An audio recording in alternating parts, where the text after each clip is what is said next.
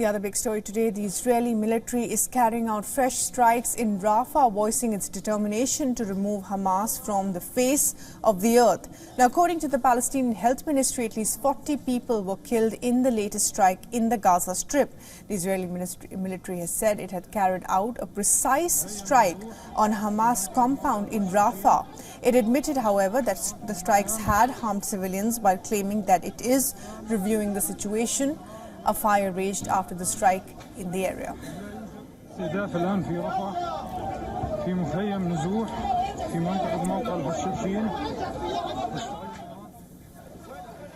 The IDF claimed the strike at Tal al-Sultan in Rafah's northwest was based on intelligence about Hamas terrorists in the area. Footage showed people rummaging through the rubble and carrying bodies into emergency vehicles. The International Committee of the Red Cross said that its field hospital in Rafah is receiving an influx of casualties and that other hospitals were also taking in a large number of patients.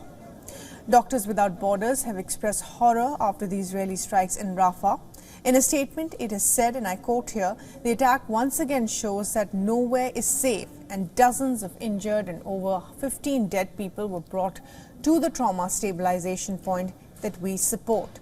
Denouncing the attacks in Rafah, the Palestinian presidency on Monday accused Israel of deliberately targeting a center for displaced people and called the strike a heinous massacre, as millions of displaced Palestinians are taking refuge in Rafah after fleeing their homes due to the relentless attacks by the IDF. Meanwhile, in Gaza, even as Israel launched its deadly strikes, it has at the same time expressed readiness to resume talks for a hostage release deal. Now, according to Gaza Civil Defense Agency, 2 pre-dawn airstrikes killed 26 people, including 15 children.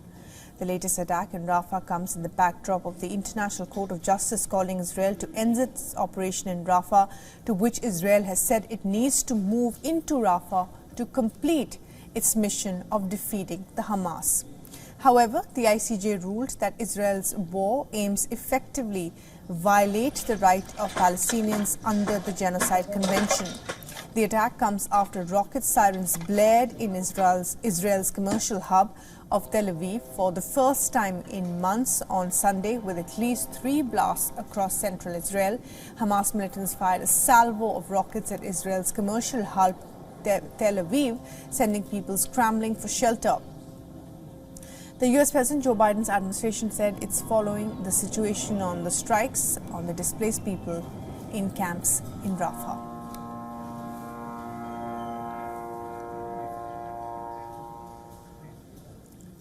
For the very latest on this, our correspondent Jody Cohen is now joining us from Israel. And Jody, what more can you tell us about Israeli Defense Forces, their continued airstrike in Gaza despite the ICJ ruling?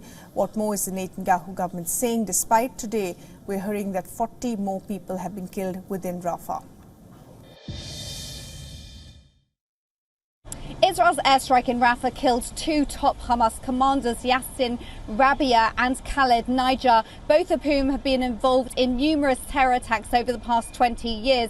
The IDF said that the strike was targeted against a Hamas compound where the senior officials were gathered based on intelligence and using precision munitions, and they said they're looking into reports about civilian casualties from the strike and subsequent fire.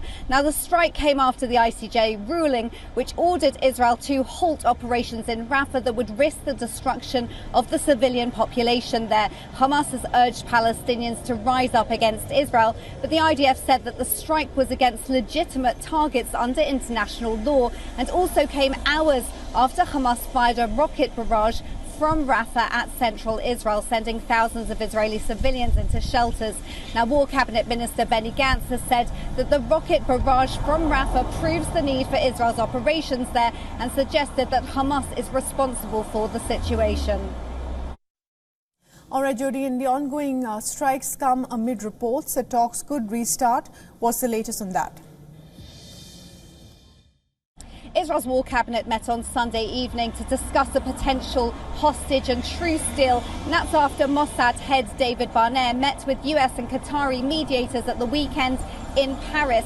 Now, Barnea reportedly said that Israel agreed to restart the negotiations and presented Israel's latest proposal. An Egyptian official has said that talks would resume on Tuesday, and these would be the first talks after they collapsed last month.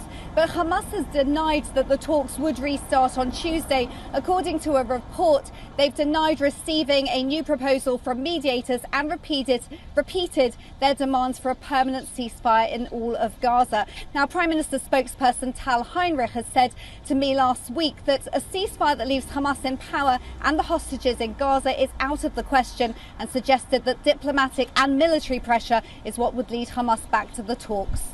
For all the latest news, download the WION app and subscribe to our YouTube channel.